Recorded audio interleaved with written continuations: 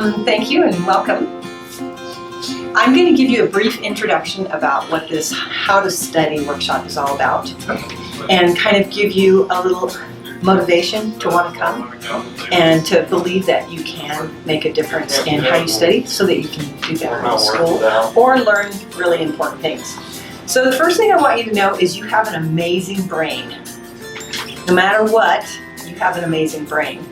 And it's actually programmed to learn. Your brain wants to learn new material all the time.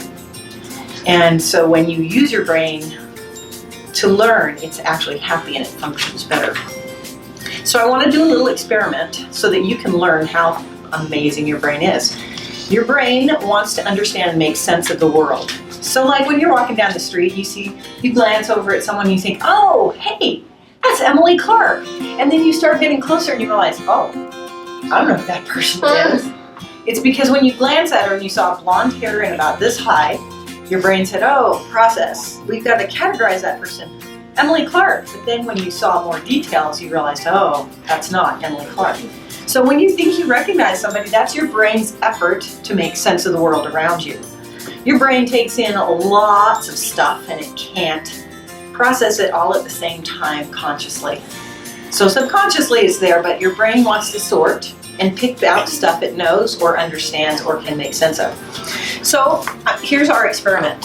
How many of you think you can memorize 5 words in a couple seconds? I really don't know why I can memorize. All of you can memorize 5 words in a couple seconds. Yeah.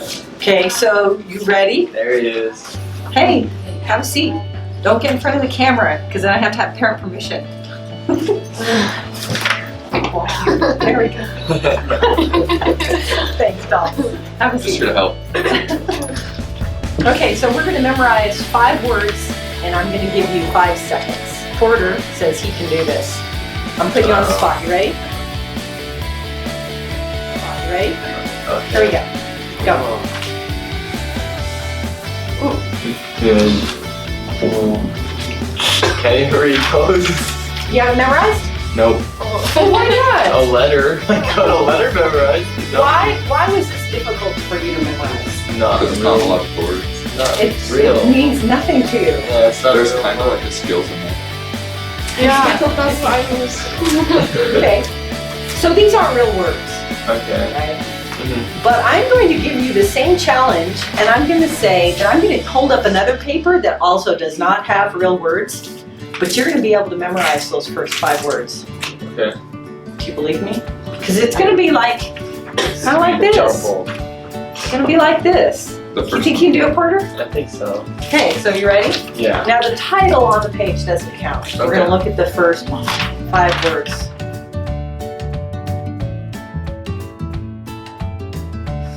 Okay. According to research at Cambridge University, it doesn't matter in what order the letters are in a word. The important thing is that the first and last letter be at the same right place, and the rest can be.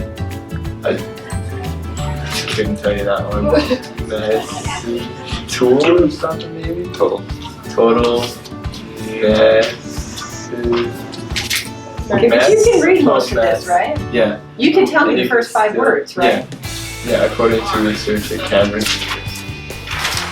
What are the these are, none of these are words. What's the difference between the 2?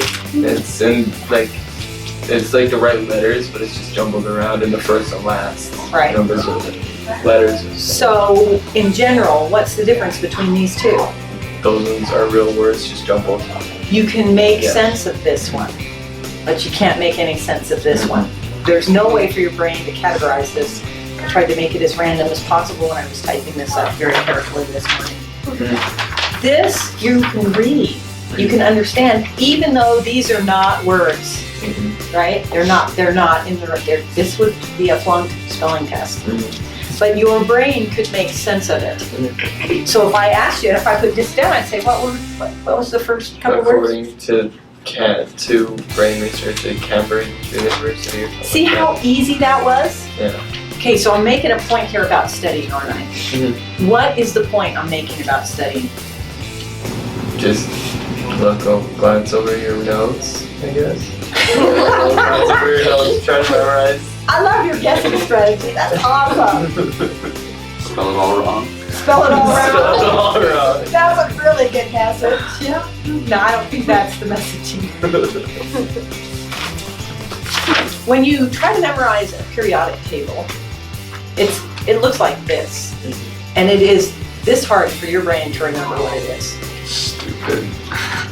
But if you learn what the things are and learn about them, it's more like this. And you can, when you make sense of something, it's so much easier for your brain to remember it. Now I'm going to tell you, I want you to hold that thought about what I just told you about your brain and making sense of things and how much easier it would be to learn when you understand it. I'm going to tell you another thing about your brain, about what learning really is. Has anyone taken a psychology class? Dalton, what is learning? What happens in the brain when we learn? Well, like, you can only take in so many things at one time, too. So it's like millions and millions of contact areas, and your brain can only handle like 9 of them at a time. And yeah, they're chunky. That's Do what it you described as in chunky. like a logical order and logical way, because if you don't, your brain's just gonna forget it all, because it can only remember 9 things out of 10. At a so- time, in one moment in time, it can only Yeah. remember 9 things. That is very good learning that you did. But you still haven't told me what learning is. Stupid. And this is hard. There's no stupid in this room. I don't believe it's stupid. Not at all. What learning is, it's actually a chemical or a physical reaction in your brain. So you have things called neurons. Who has neurons in their brain? I hope everybody. I hope everybody, because the minute we lose our little neurons, then we're in trouble. These are larger neurons than what's in your brain, right? What learning is making connections between neurons. That is learning at its fundamental level. Like, I don't really totally understand atoms, but atoms make up everything. That's why it's so hard to trust them. Just kidding. But your neurons, it's those connections. That's what learning is. And so when you try to see that you made this connection chunky, you can only have 9 things in your mind at once. So you've got those 9 things, you've learned something. When you try to recall it later, what you're actually doing is you're trying to recall those connections. So the more connections you have, the easier it is to recall something. So if I have lots of connections here like this one, I can hit this neuron or this neuron or this one or this one and recall that. But if I only have one connection like this one, then it's going to be harder to recall. You guys, how many of you drive?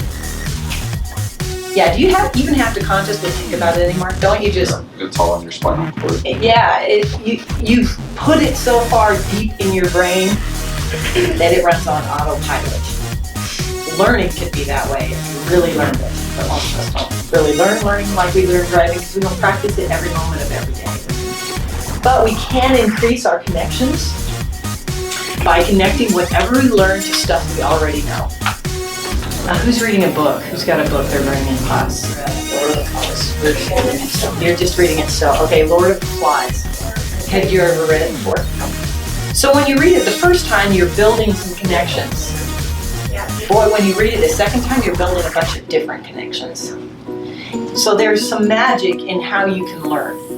But the biggest and most important thing to remember is that when you're learning, you're not just trying to regurgitate the stuff later for a test on the Lord of the Flies and then promptly forget it. That's how I was a good student. I was a straight A student in high school, but I wasn't really learning. I would put the stuff in my brain just long enough to regurgitate it on the test and then promptly forget it. And I'm so sad I did that because I actually want to know that stuff now. So I was just I could memorize this for short periods of time and regurgitate it on the test and be done. Do you guys ever do that? All the time. Yeah, because it seems like a survival skill in how to get through. However, if you try to make everything make sense, connect it to stuff you've learned before or think about it a lot, then you're actually doing deep learning and you're putting it in your brain and you're going to remember it better and your grades are going to get better. That periodic table is just a bunch of letters and numbers, but it really is powerful when you know the information about what it represents. So in our study skills, because I understand how learning really takes place, that I can give you tips all along the way so that you can be a better student and learn the material. But what I'm going to be teaching you is how to learn the material, not regurgitate it and then promptly forget it. Because I think that learning is what you're learning, some of that stuff you want the rest of your life. And it can help you in your career and all kinds of stuff. I'm having to relearn stuff I should have learned in high school. And it really sucks. Okay, so are you up for the challenge is the question. I'm going to give you, this is our little study skills workbook. What's the challenge? Challenge is, do you want to do this? Do you want to learn how to really learn? Because there are some tricks. I mean, I'm going to tell you one thing today, that if you never come back and you just do this one thing today, it'll make a big difference in how well you do in school.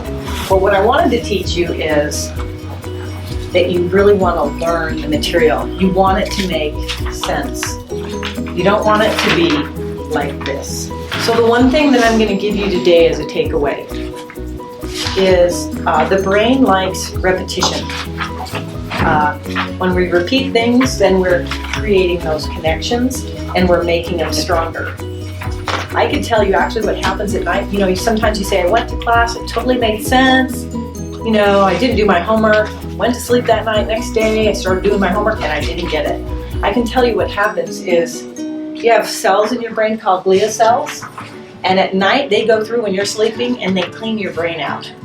So what they're actually doing is pruning these connections that you don't use.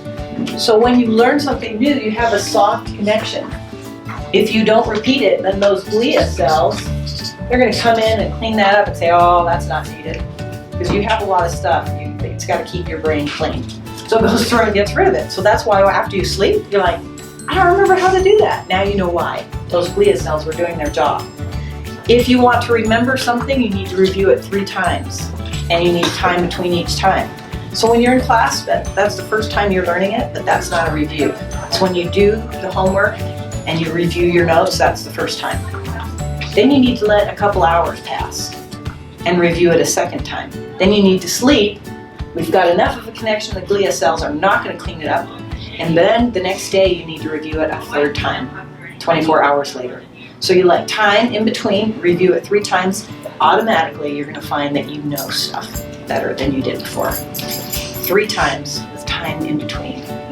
Then you make a firmer connection. But if you can connect that, say, oh, I just learned about in The Lord of the Flies how this one kid did this one thing.